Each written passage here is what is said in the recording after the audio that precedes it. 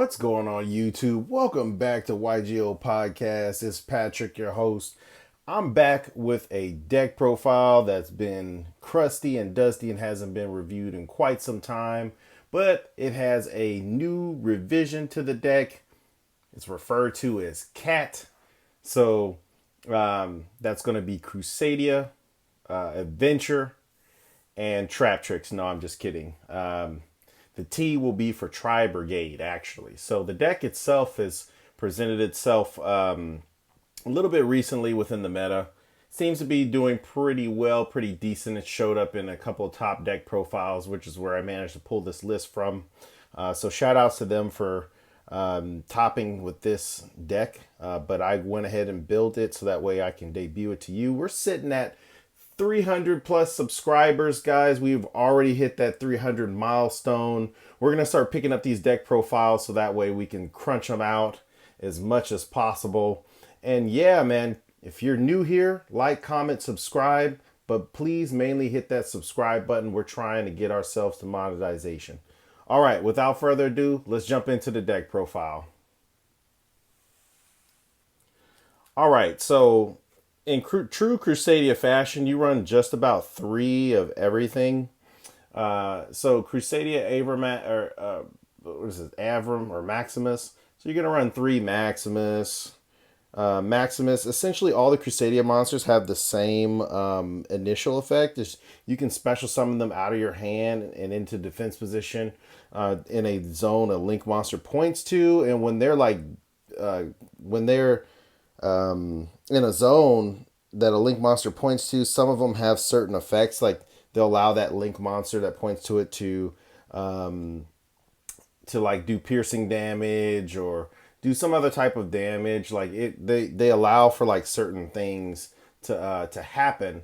And I'll go over them real quick. So Maximus does like double damage.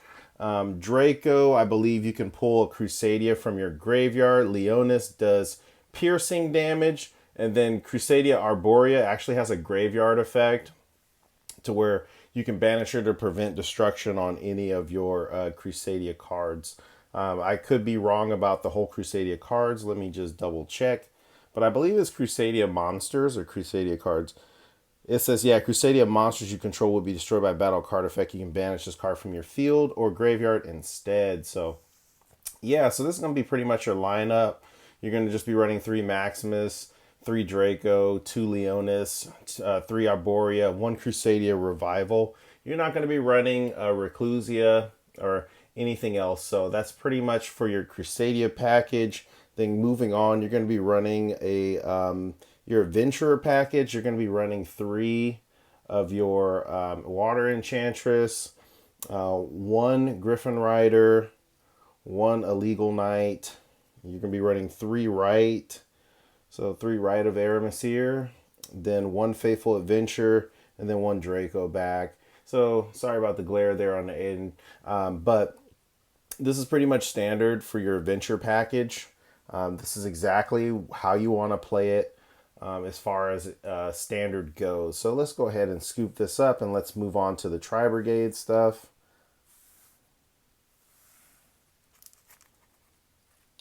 All right, so for the Tri Brigade stuff, we're going to be running fairly the same standard build. So we're going to be running pretty much like triple frac. And then you're going to be running triple Karis, right? Then triple Kit, of course, because you can't really, as soon as Kit came out, like she's just broken for this deck. So you're going to need to run three Kit. And then you're going to be running triple Nerval. And then you're going to be running double of your Revolt. I mean, Revolt is what makes this deck busted. So you're going to need those. Like, so this whole package here is pretty small and very consistent. However, in the meta with like playing against like Cash, where you're just getting your stuff banished, it doesn't do very well. So you have a lot of these other archetypes to help you compensate for this package and its performance, which is why this deck was created in the first place. Then to round off the main deck, you got four extra slots. You're going to be running two Triple Tactics Talents and then two Lightning Storm. So we've got a lot more back row, and then we've got a lot more monster spam So you might want to have the option of being able to choose between both with Lightning Storm. Then, of course, like the interaction, your opponent's definitely going to interact with you on your turn. So that's why you're running the triple tactics. So let's go ahead and make our way to the extra deck.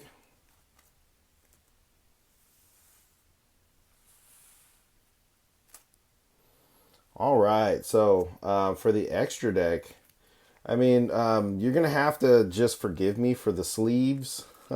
I do like these sleeves a lot. They might cause a glare, they might not. I'll try to space it out a little bit, but you're gonna be running two of the Crusadia Magus. So if you can't see that, just go ahead and flame me in the comments. It's fine. I really do like these parallel sleeves. They kind of give your cards really good looks. So Magus is essentially just a link one, and you really just you kind of need a link one in order to get your Crusadia stuff started. You're gonna be running your link two, so one Spatha, one Regulus. These are kind of fairly standard. If you're in a pure build, you'll be running maybe like two and one. It depends like how like which one you want to use. But Spatha is used to move stuff. Regulus is just used to I think just get buff. And then you're gonna be running one Equimax, and this is kind of like your boss monster of the deck, but he kind of is like an old boss monster because he kind of got outclassed by Avermax, which is this one. So I'll explain it. This is going to be your Link 3. This will be your Link 4. But the Link 3 kind of acts more like a boss monster. So Crusadia Equimax can negate I believe, a card or effect that's on the field. I'm sorry. He can negate a card effect that activated on the field by tributing a monster that he points to in order to negate it.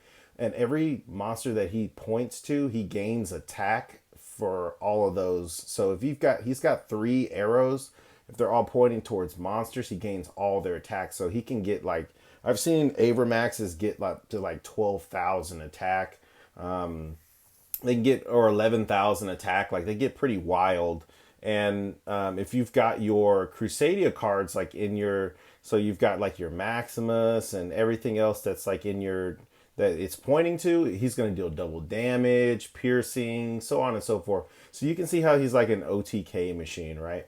Then you've got Crusadia Knight Avermax, which he's just kind of like a monster that you just can't target, can't destroy with card effects. He's kind of like a Towers.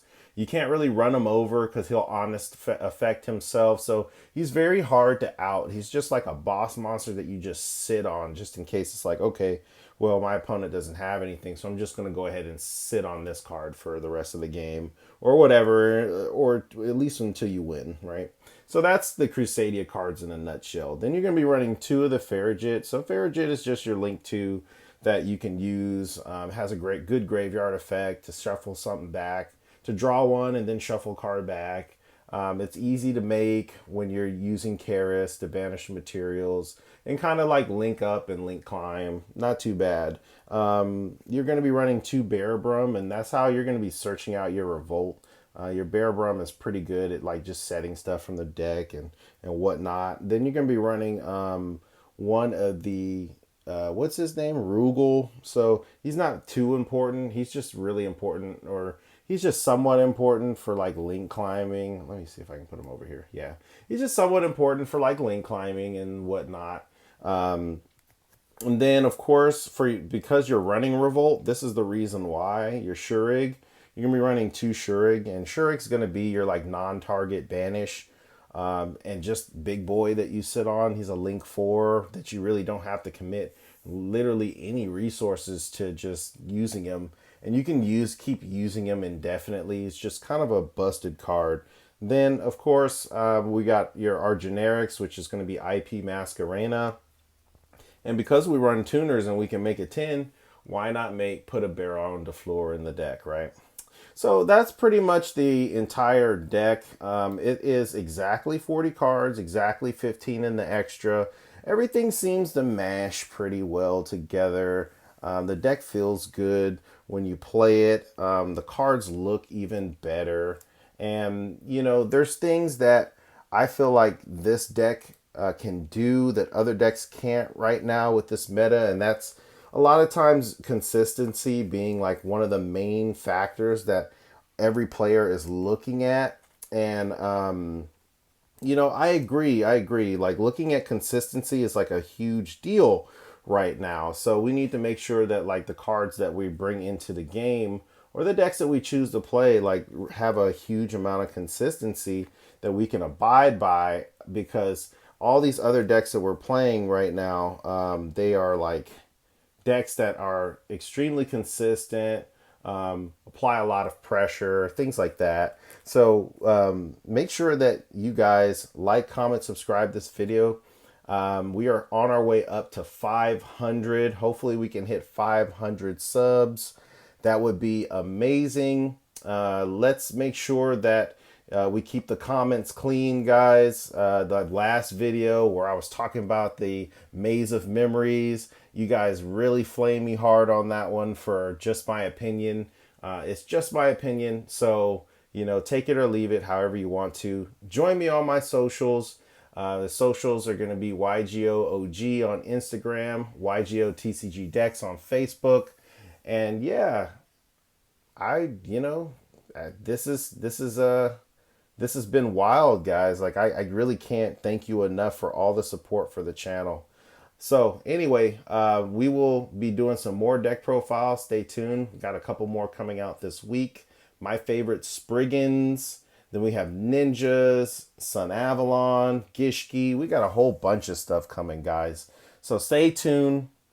All right. This has been Patrick. I'm signing off. I'll see y'all at the next conversation. Deuces. Peace.